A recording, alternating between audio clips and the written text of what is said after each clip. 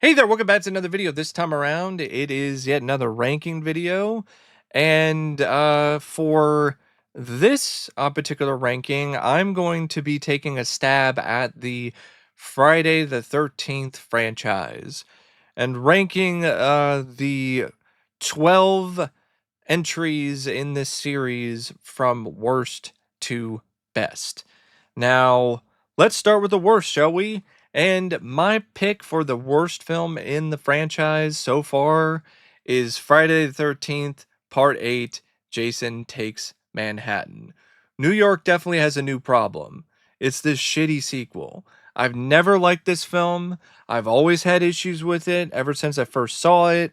There are a couple kills I don't mind, like the guitar kill and the kill when Jason punches that guy's head off. Other than that, the kills are lame.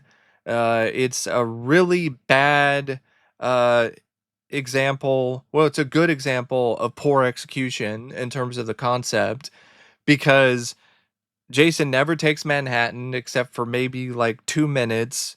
Most of the film takes place on a cruise ship, and it's just a movie that's very poorly put together. It looks cheap. It definitely looks like it's the most rushed entry in the series. Kane Hodder does his best, but there's only so much he can do with this. And even the look of Jason, I don't like in this. And then, speaking of the look of Jason, you have the ending, which is absurd, awful, and completely ridiculous, where Jason gets covered in toxic waste and then turns into a melted Cabbage Patch Kid. This is just an instance of a franchise just completely jumping the shark, in my opinion, and diving into a vat of toxic waste and completely dissolving itself into a bloody mess. Like, this is a terrible, awful, crappy sequel and a bad film. So, and it's the only film in the series where I'm like, I don't like this at all. So, yeah, Jason Takes Manhattan is easily the worst to me. Now, the second worst is Jason X. I know it's not a very popular opinion because this film does have its fans. I'm not one of them. I think this is pretty firmly below average. Uber Jason is dumb and looks dumb. There's like a good kill here or there. Like, I do like the liquid nitrogen death. But the premise of Jason in space and a sci-fi Jason, I think, doesn't really work. It works just about as well as Hellraiser Bloodline did. And I don't like most of the characters. It's got a weird tone and vibe that reminds me of a really bad, forgettable or poor Resident Evil sequel. And the best scene is in a simulation. It's not even real. So yeah, I'm not really somebody who gravitates towards Jason X that much. Now, the next one on my list is Friday the 13th, Part 5, A New Beginning.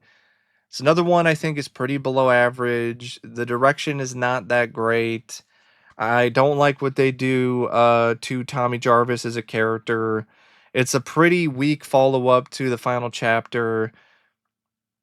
It does have some memorable things about it, like Deborah Voorhees, and a couple kills I don't mind, and some other moments with some of the characters that are kind of fun, but I never really got into the whole fake Jason thing. Paramedic Jason reminds me way too much of shit like Halloween Resurrection. So, yeah, not big on this one. But I can say that I could watch this despite its issues over Jason Takes Manhattan.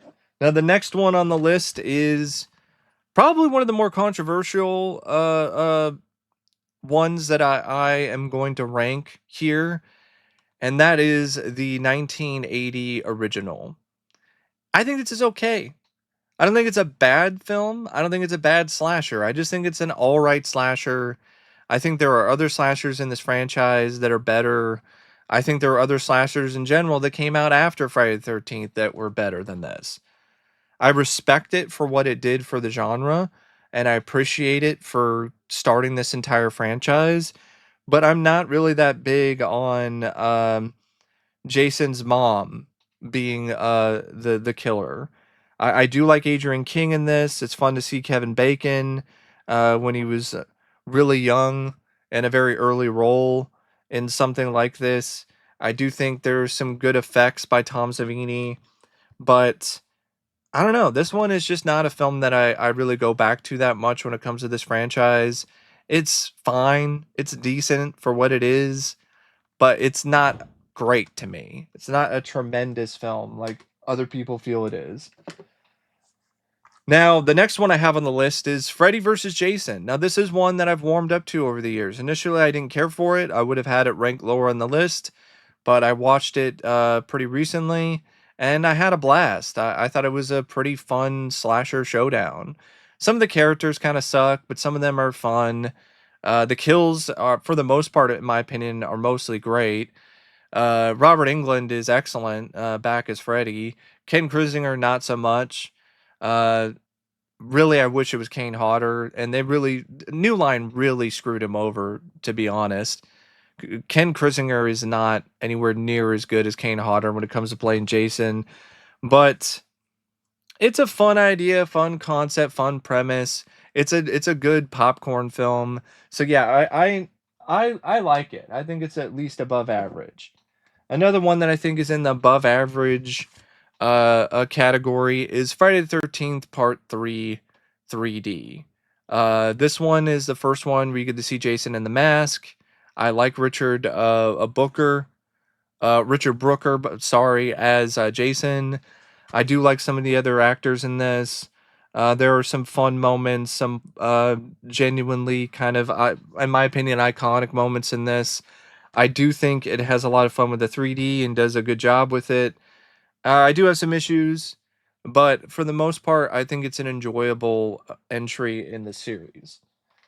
Now, the next one that I have here is the 2009 remake. I really like this. I think it's a lot better than people make it out to be. I think Marcus Nispel did a really good job directing it. I like most of the performances by the cast. I like the writing for the characters. I think it's got a good pace. I think it switches things up when it comes to Jason in a way that feels fresh, but also doesn't feel like it's too far of a departure from the spirit of the franchise and of the character. It's got some brutal and really strong kills in it, and I love Derek Mears's take on Jason. I think he is by far one of the most underrated performers who has played the character over the years.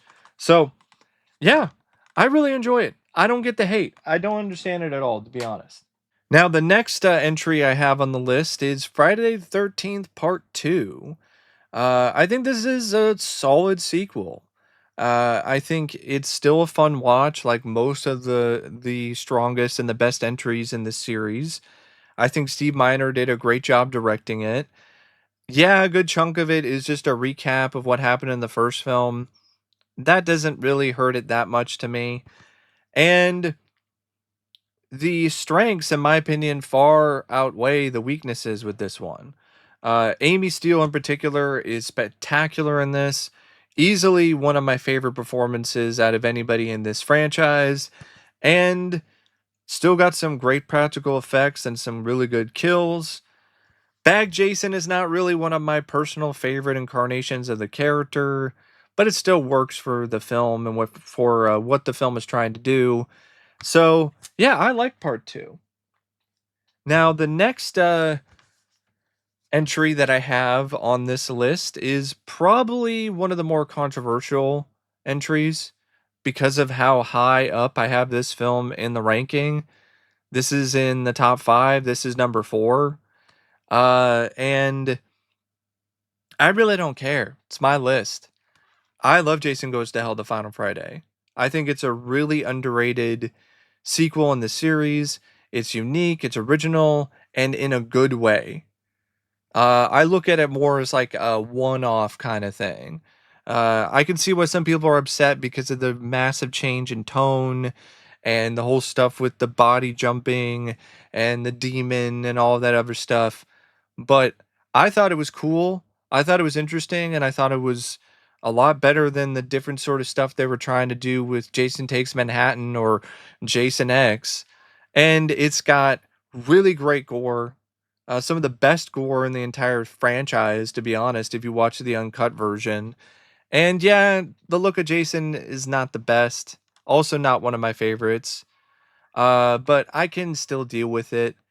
And this is in a lot of ways like if The Hidden 2 did not suck. Like if The Hidden 2 was actually a good movie, this is what you get with Jason Goes to Hell. And I think Adam Marcus did a marvelous job directing it. And I love John D. LeMay's character. He's one of my favorite characters in the entire series, and he's really good in this. And it's one of the only films in the series where you get to see somebody get punch Jason right in the face. Like this is a very crowd pleasing, very entertaining, very fun watch, and I do not understand the hate that it gets. I really don't get it at all. Now, originally I would have Jason Goes to Hell in my top three because that's how my list was the last time that I saw all of these movies. But I actually went in and saw The New Blood in the theater in 35 millimeter fairly recently with Kane Hodder in attendance, and it was such a enjoyable blast that I definitely had to put it up higher. And the other reason is because it features my favorite look of Jason. Like this, the Kane Hodder in this is my favorite Jason out of the entire series. So that definitely means that it's got to go a little higher on the list. Yeah, the gore is censored, but it's still, in my opinion, impactful enough. I really like John Carl Buechler's direction in this. I love the characters. Really like the idea of having, Carrie versus Jason. I think that's a really fun idea. This girl with telekinetic abilities, using them to fend off Jason. And for the most part, the film does a good job executing all of those kills or all of those thrills. So yeah, I really love it. I think it's a great entry in the series. Now, here we have my top two. My second favorite film in the series is The Final Chapter. I've always really, really liked this one. I think it is great. I even think Corey Feldman is really good in it. I love the actor who plays Jason in this. And this is Jason at honestly some of his most vicious in terms of like his edge and like the brutal kills. And I like a lot of the characters. I think Zito did a really good job directing it. It's got some good atmosphere and mood. The whole thing with the kid being into makeup effects, I really like, and I've just always really, really, really liked this one. And the final demise for Jason is definitely something that lives up to the hype and then some. But my personal pick for the best film in the series is Jason Lives, Friday the 13th, Part 6.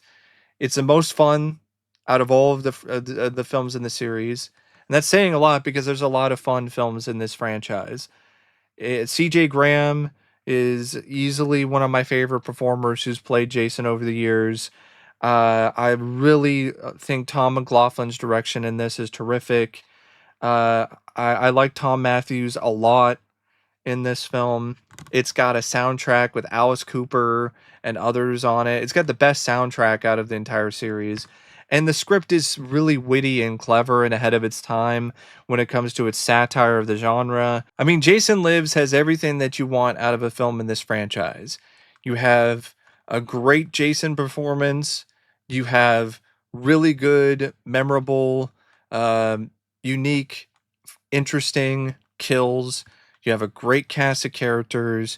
You have a really quick and fast pace, and it's just everything that you want out of out of a Friday the 13th film, or just a good slasher film in general. So yeah, to me, this is the peak. This is the pinnacle of the franchise, in my opinion. So, yeah, that is my personal ranking of the Friday the 13th films. And until the next ranking video, I'll see you later. See ya.